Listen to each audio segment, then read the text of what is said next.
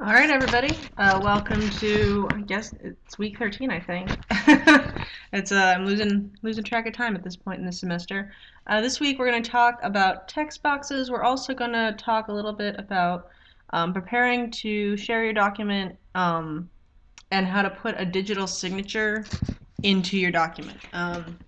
So we're going to touch on a little bit of that this week. Next week, we're going to be talking about document security and protection and how to hide text and how to make a document more secure. But this week, we're just following up on some stuff with text boxes um, because it's worth knowing. So some of you have already started incorporating text boxes into your final projects, and we've talked quite a bit about word art, images, putting charts together, and other ways to draw attention to content in a visually appealing way.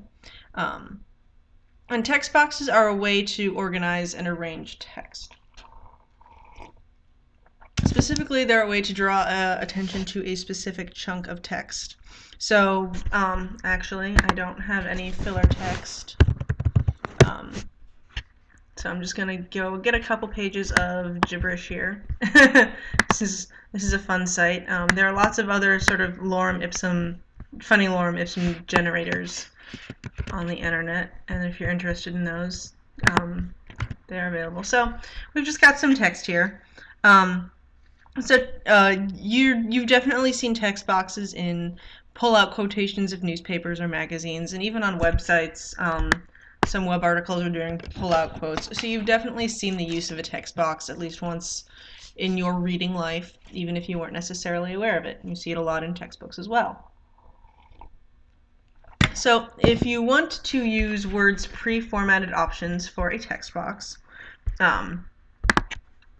we can go into Insert, and so we're in the Insert ribbon, and over here we have Text Box.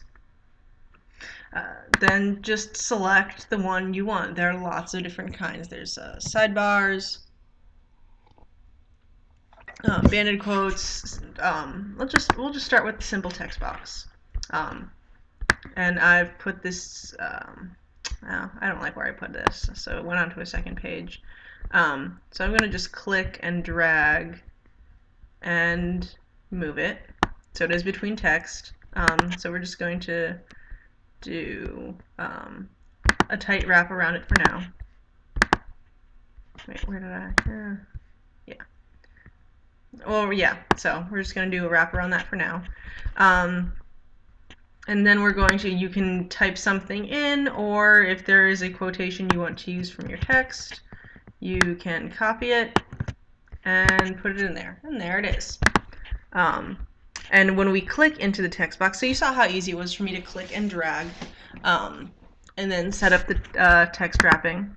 It also opens up this Drawing Tools ribbon, so we can change the shape of it if we wanted. Change shape, so we go to Edit Shape, Change Shape. I've got this funky rectangle. Teardrop. So when I click away, you'll just see the teardrop. You won't see the guided things around it. Again, feel free to experiment, but I'm of the point that less is more. Simple and basic is ideal. You can also, when you edit shape, you can manually edit the points yourself. So if I clicked on edit shape, then click edit points. So now when I mouse over a point, it allows me to drag the text box however I want, which is not, be careful with that one. It yields mixed results. But again, then you can also do things like change the style of your lettering. You can also change your text alignment, so top, middle, bottom. So I'm going to put in another quotation text box, and we'll see if we can get that. I can show you that a little better. So again, I'm just going to do a simple one. I'm typing in very little text, so I just want to focus on. And let's see. So we're in our drawing tools, align text. So it's aligned in the middle. I'm actually going to make this bigger so you can see the text is aligned right in the middle. But maybe I want it on top, or maybe I want it on the bottom. You can do that through this align text. So this is different from the right, left, or justified alignment that we're used to seeing. This is about its relative location in the text box. You can also rotate your text. Go to text direction, rotate all text 90 degrees, rotate all text 270 degrees. You can just make it horizontal. Again, there are a lot of things you can do in here. You can also decide if you want to fill your shape with a color. So no, I just filled it with orange. You can also mess with your outline. So you can adjust the weight of it. So say you want a thick outline, and you can make it blue. Things like that. You can also do effects with, shading, glows, things like that. So again, just about anything you can do with a photo background, you can do in here. And again, we have our wrap text options to let's do a squirrel. So again, lots of ways to play around with that. And play with alignment. You can rotate your text box.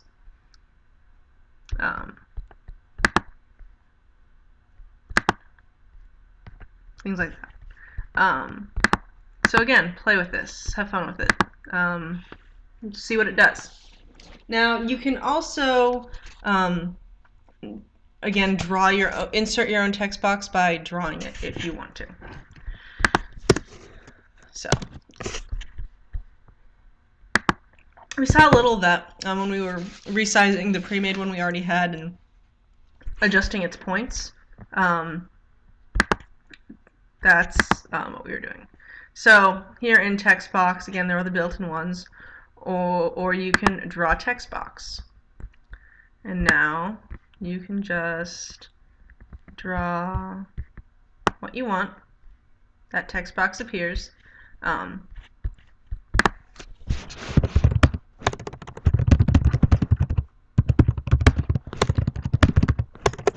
If you notice when you draw it yourself, it sort of inserts itself over the text. So you'll have to adjust the position. That's not what I wanted to do. You'll have to adjust the position or the wrapping. So to ensure, so what I did was it was over on top of the text and I just changed it to square alignment. And again, so we can draw it ourselves, and then all of these edits are available to us. You can also get into the draw text box from the drawing tools ribbon. So if you're already in here and you want to add another text box, you can. So whether you draw it yourself or use one of Word's pre-formatted options, you can also save your text box to building blocks. And if you're wondering why you would want to do this, it's because sometimes when you're writing for your job, there might actually be pull-out quotations, lists, or facts that you're going to use over a bunch of different documents. So maybe some pull-out statistics from a larger report might want to go in a shorter magazine article, a shorter news release, something like that. So sometimes there are little pull-out things in text boxes that you're just going to use across different projects. A lot of business writing is about repurposing content. And especially if your business uses specific styling across many different types of documents, saving the specific text box you want now with all of the, formatting options can save you time later. Okay, so make sure, if you're going to save this to building blocks, make sure you're actually in the text box. You can go to Quick Parts. Oop. So make sure the text is highlighted. Save selection to Quick Parts Gallery. You can save it in building blocks, category.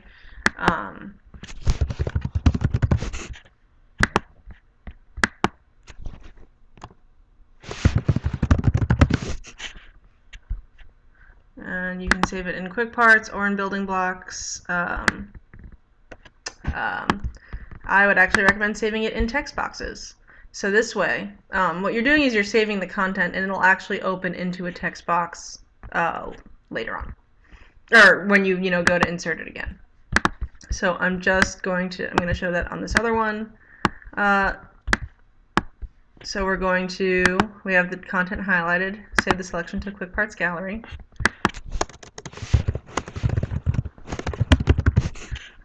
Again, I could save it in Quick Parts, but if I want to ensure it's going to come out as a text box later, I'm going to save it in text boxes. I'm going to call this general. It was trying to categorize it in built-in because I used one of the built-in text boxes for this one. I could also put it in general if I wanted to. But there, so now we have those saved. And when we go into the organizer, we're going to be able to scroll in and let's see. It's in here. It is in here. But so it's in your organizer and you can access it later. So that's how you save that. Oh, one other fun thing you can do, sorry, I was looking at my notes, with text that I didn't mention earlier is it's called a drop cap or a drop capitalization. It's very simple, and when it's done well, it can be a fun way to stylize a document. So simply put your cursor in front of the paragraph where you want to give a drop cap. Then click so we're still in the insert section. So and then we go over here to it's called text. Click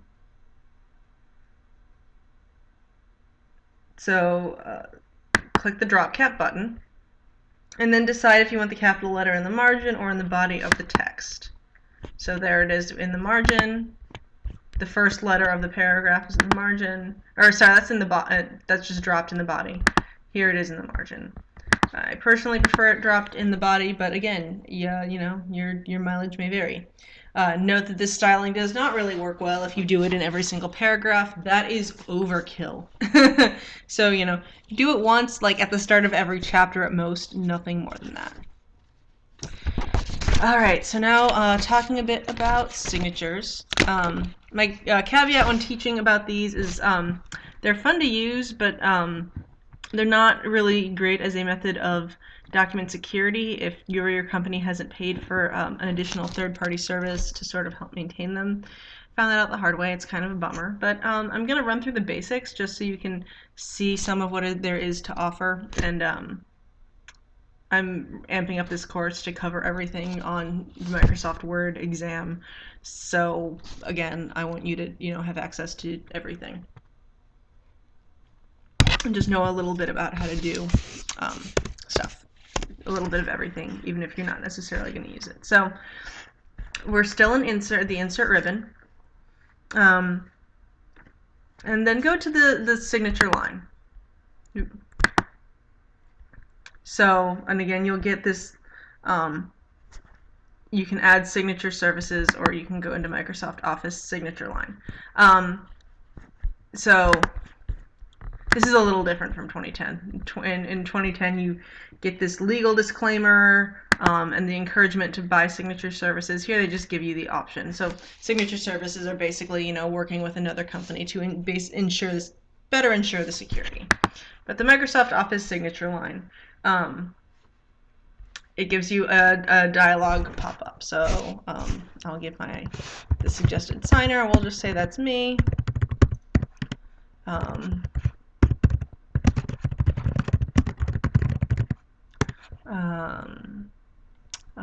Let's see. I'm not going to put in my email address because this is going on YouTube. And you can also leave instructions. So the boilerplate instructions through Word are before signing this document, and verify that the content you are signing is correct. You could customize it to say just about anything. You could also have it show the date of the signature line, and you could also allow the signature to add comments if you check that button. I'm gonna hit OK. And then the Word now generates a text box that you can see I click on it where they want the signature to go. And since it's a standard text box, the Picture Tools thing opens, or it can open, and it's not going to give you, so it's a signature line. It's not something we're drawing attention to for the purposes, of making it pretty and appealing. So there are many fewer, effects for a signature box than there are for another box, and that makes sense because it's not about aesthetic presentation. But, okay, so we're going to open this document again and pretend that we have received it.